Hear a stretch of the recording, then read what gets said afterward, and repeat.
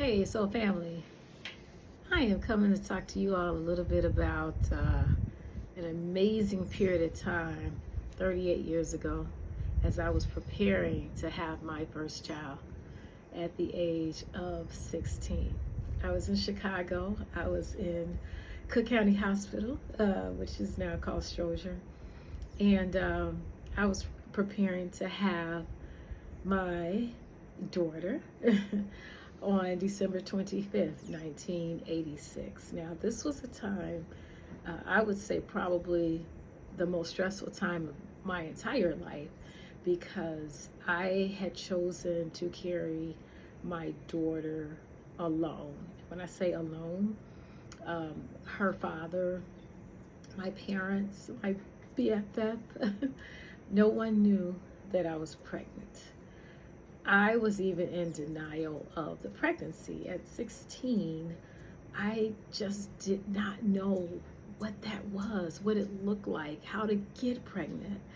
Um, my daughter's father was very new to the sexual experience, as I was, so we really were just acting out these hormones, these new feelings that we had that no one really explained how to manage and what to do with them. And so we were experimenting, and thus the conception of my daughter. Back in the day, we had phone books. So me and my BFF, we were like looking in the phone books because I had missed my cycle. I was feeling sick, and we just wanted to rule out pregnancy. So we were trying to listen to these tapes that the Yellow Pages had back in the day to tell you the symptoms and the signs. But I was in denial, and eventually I moved away from Central Illinois where I had conceived. Um, my daughter's father had gone to the military, and I was in a new environment, and I did not want my BFF to tell my parents, so I told her, guess what? My cycle came. And so then, thus, I carried this secret along for the next several months. By the time, my parents had found out, there was nothing for me to do but to have my daughter.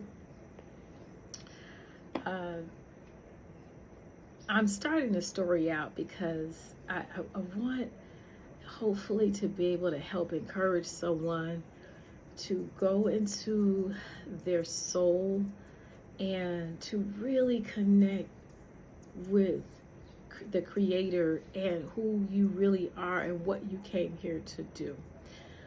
The story in that I chose not to reveal the pregnancy, mainly out of fear. But what I later found out was I was protecting my child because there were other options, obviously, at that time that just were not meant to happen. I was tapped into my soul plan. Now, I came up in an environment where we went to church, Baptist church. I had gotten baptized, and but just was not religious, I guess, if we can say that. So as I talked to my God during this period on what to do, I truly believe that I was tapped into my soul, and my soul was telling me what to do versus the Luciferian God that we are, I believe, that a lot of us in these churches have been worshiping, versus what he possibly would have wanted or had me to do. So I hid, I'm going to call it baby Jesus, and then thus she was born 2 days later than today, 38 years ago. Now, there will be some Bible scholars and some religious people that will say and have another spin to my story. But let me go further. I got involved in church a little bit in college, and after a couple of years being out of college, I became active in a ministry and eventually went into leadership in the church. At that time, I was really being programmed to be a married woman. I had already been programmed in materialism. I came up in an environment where my mother drove nice cars, and my dad was very supportive of us having everything that we need. So materialism was my driving force to do well in school and to get a good job. But the husband piece, I never wanted a husband. And the husband piece came as a result of me going to church. And, I would just hear, oh, your car is on its way, and your husband is on its way, and your house is on its way. And I see like these women get really excited about the husband part. Just like, is that exciting? Okay. And at some point, I guess it just became programmed in me that I should have a husband. Like, that is a reward. That is a bonus.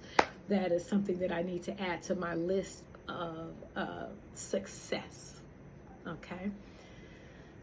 So I reached my goals by the age of 30. I had my dream job. I had my dream house, my dream cars. I had my husband. I had my dog. I had everything that I had worked so hard to get. All of the materialism. I'm in church. I'm in leadership. I'm doing everything I was programmed to do.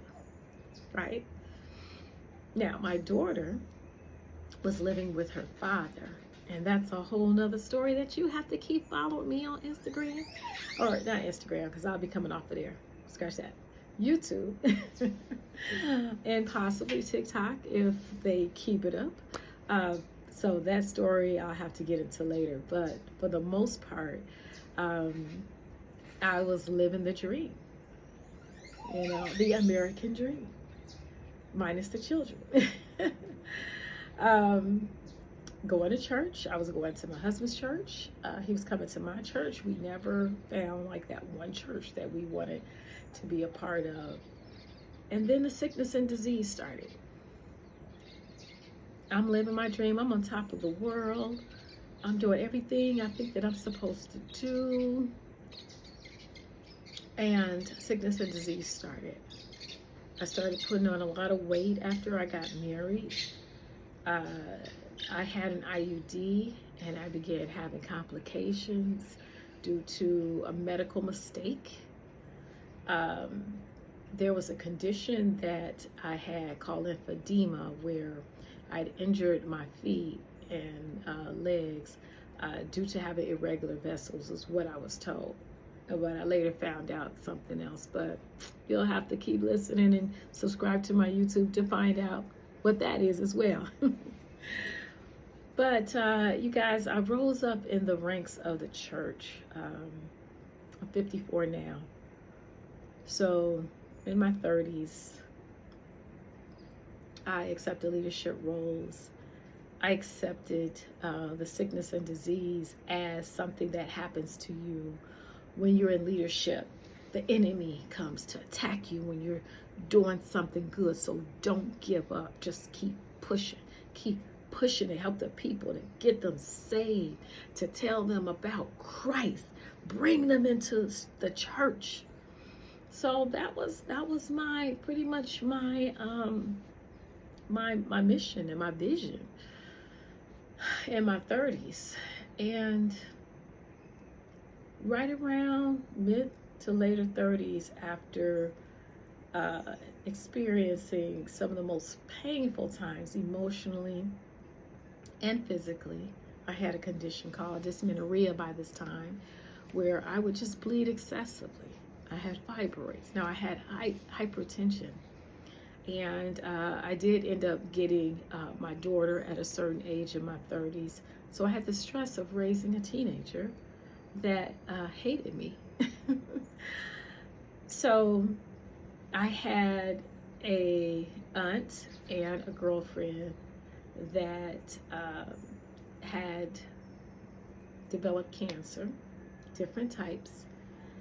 And that was a wake-up call for me to pay attention to, is this life just about getting things and working for others and making money and getting sick and just dying?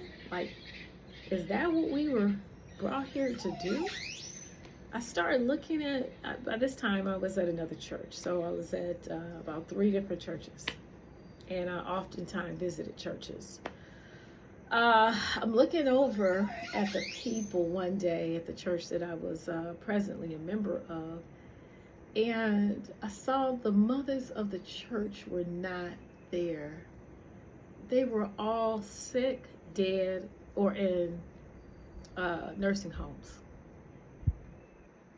So I started to think, is this my future? If I'm coming up in a church and I'm serving and I'm giving my time, my energy, why would I at 70 or 80 years old be sick, tired, in a nursing home, or dead? Like, that doesn't make sense. All because I'm a leader and I'm being attacked by the enemy because I'm helping people? Like, that doesn't make sense. So the part of my journey that you all may already know about was I began to pursue truth. And I literally went to the Creator and I said, I want to know the truth, not from man. I need you to talk to me directly. I was created in your image and in your likeness. I didn't know much about soul contracts or anything like that, but I knew my purpose was much greater than being a slave to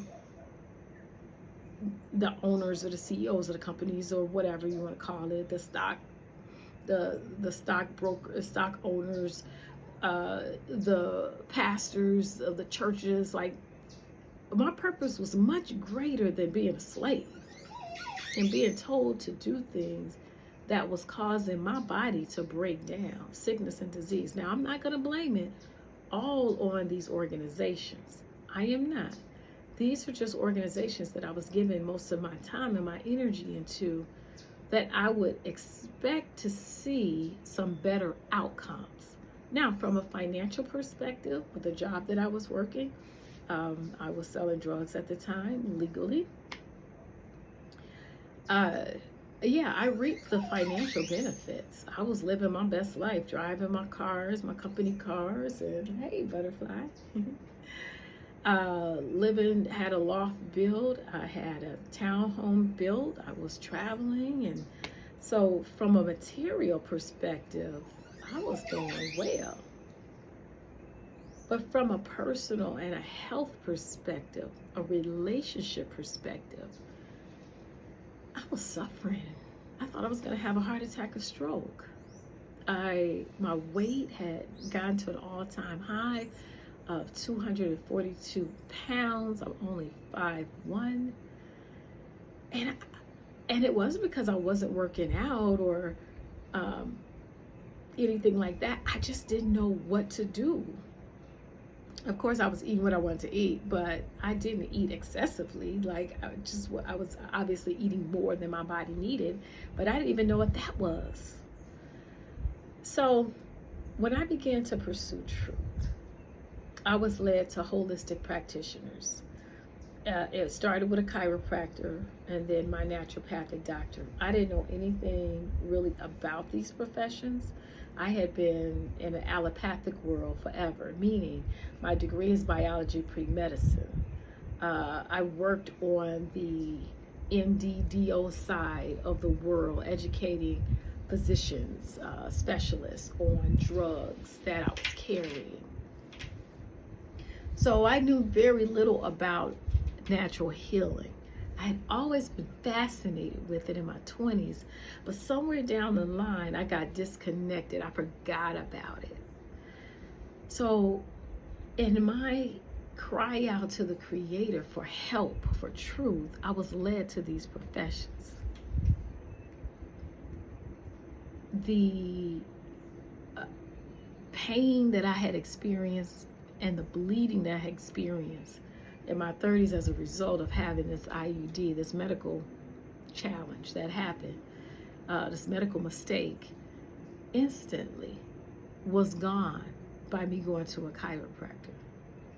Then when I started going to a naturopathic doctor and learning and understanding about the foods, then my high blood pressure was reversed, my high cholesterol was reversed. I started losing weight. I started feeling better. My energy was better. So then I tried to connect the church with my, bye-bye, with the wellness journey, because I said, there's a disconnect here. We're serving like poisonous food to our people that, and we need to be educating them on what this food is doing so that we could have and live better quality lives. Good morning. These are the stingless bees. But there was no real connection. Like I just could not bridge that gap. And I understand it now because it does not comply with the Luciferian system. I get it now. I didn't get it back then because I thought that this was just like aha moments and that churches would embrace this truth, and I would have an opportunity to really go in and tie in Genesis 1:26 and teach detoxing and how in the beginning God gave us fruits and vegetables, and the story of Noah and the children of Israel in the wilderness, and how we were detoxed with they were detoxed with coriander seeds. I said we. In order to get out of the Egyptians' customs and the things that we're taught in the Bible, which I now know there are conflicts. So I'm learning now the truth versus what has been infused in there in order to control the people. So I didn't know all of that. I didn't know all of this at that time. So anyway, you all, I started the business because I realized that I was going to have to start a business to educate the community on why we are where we are in regards to our frequency and vibration and our health and our wellness, in hopes that I would create a community of people who were health focused. Hey, hi. Who are health focused. Hi there.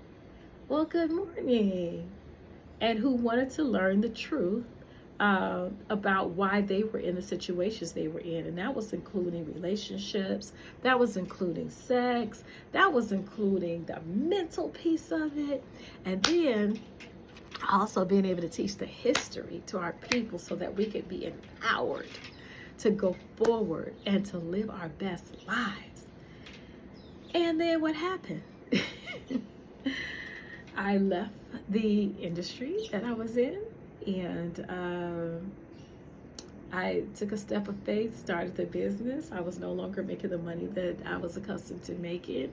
I ended up leaving the church so that I could go out and just really study and pursue the truth and really be able to help the people in the community, because I didn't find the people in the church wanting to really make any, changes. And which was okay. There was no judgment, but I knew there were people out there that needed me, that were not a part of my ministry, that I would be able to help in a different way. So for 15 years, I, for the most part, this is also the anniversary of me starting my new adventure as a vegan, as detoxing as a permanent change, as preparing to start the business and to go out into the schools and to the community and to be able to teach you about your blood type and why it's important to understand and know that, and understanding what is being put in our food and in our water, so that you can begin to just really tap into the creator yourself and learn yourself the truth of why you are here and what you're here to do outside of being a slave to other people. That's what I came, that's what my purpose has become. Now I have taught, I have coached for 15 years in order to help support people to get to where they're supposed to be, their personal freedom, their personal happiness, to attract everything that the Creator has for them. To be aware of the distractions, to be aware of the systems that are in place to keep you oppressed, to keep you slaves, to keep you in bondage, to keep you unhappy. That's what I have been doing for 15 years. Now, as I am going into the next calendar year, 2025, I am going to be stepping out and doing some other things. I'm going to continue to teach on freedom. I'm going to continue to lead in that personal freedom where you are living your best life. You are attracting everything that you desire. So when it's time for you to leave this planet, you are on your deathbed, if that's the way you're going to go, happy and content because you led your life based on what felt good to you and your soul plan. Right? That you've come here and you fulfilled everything that you came here to fulfill. Now, some of you all may be like, well, you know what? I'm not going to get it this lifetime. I'll try again next lifetime. Some of you all don't believe that you're going to have another lifetime to fulfill your purpose and assignment. And that's fine. Whatever you believe, make sure it's based on your own spiritual time and practice, where you are talking directly to the Creator, not God, not the generic form, because remember, Lucifer rules this third dimension, this world.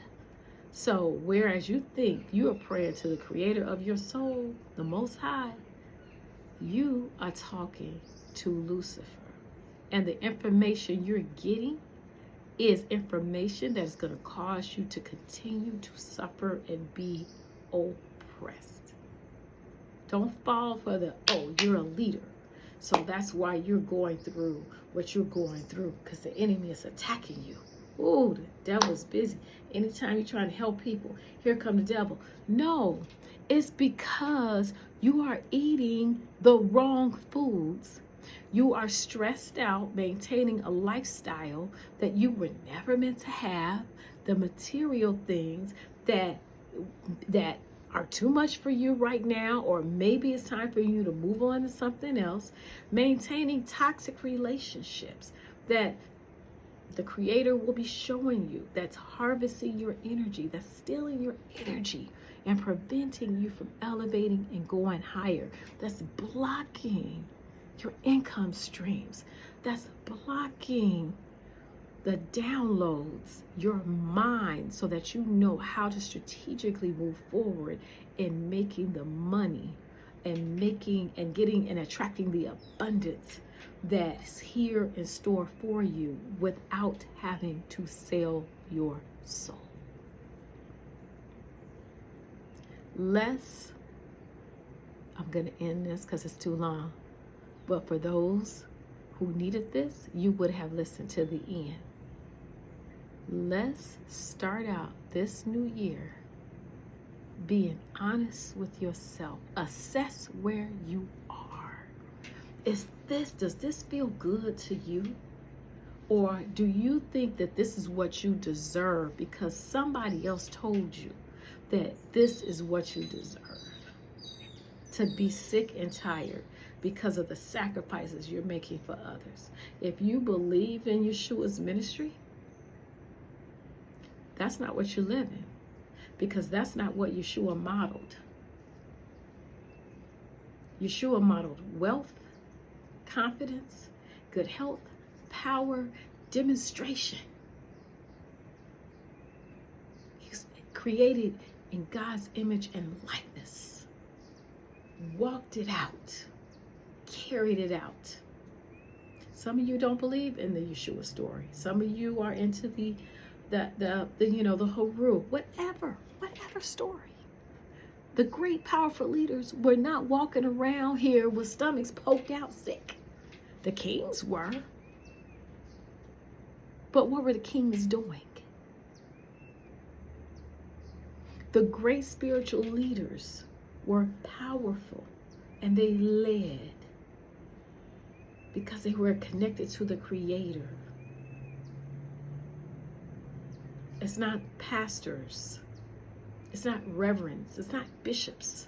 Those secular titles, that's third dimension world stuff. It has nothing to do with your soul contract. At some point, you need to graduate. If you want to enjoy this beautiful life, I'm in the mountains here in Costa Rica. If you want to enjoy this beautiful life on your terms, this beautiful life that you've been promised, that's been taken away or you've been distracted from because you were deceived into following this Luciferian God, Bible principles. If that's what you want to do, fine. But if you want to live your best life, I would suggest you get quiet and get real clear about who you're talking to and the visions and dreams that you have in place. The materialism spell has been broken. Take advantage of that. Live, laugh, love. Live your best life. Stop being a people pleaser, because that's not serving you.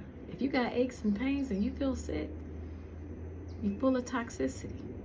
It ain't got nothing to do with the enemy mad at you because you helping others. You ain't helping others that much if you sick. If you a sick leader, you ain't helping too many people. And I'm just going to be honest.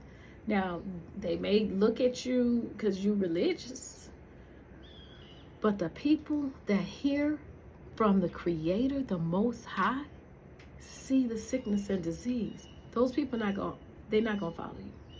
They just not. Not to say that you don't have any valuable revelations or anything like that. I'm not saying that, because you may. However, if you're not applying those principles onto yourself, those who are chosen, we see it. And so we are rising up so we can help even y'all that's walking around right here with these titles that have bad attitudes, poor mentalities, that has resulted in physical illness and disease too soon, too early, deception. So, Dr. Tammy, for those who listen, I appreciate you sharing my videos. I am coming off of the Facebook and Instagram media platforms, social media platforms, and I will be sharing my revelations as I get them. But my hopes is that you will tap into your personal freedom and that you will begin to really enjoy a true, authentic relationship with the Creator, and that your life will align with your mission and your vision, the soul contract that you came here to fulfill.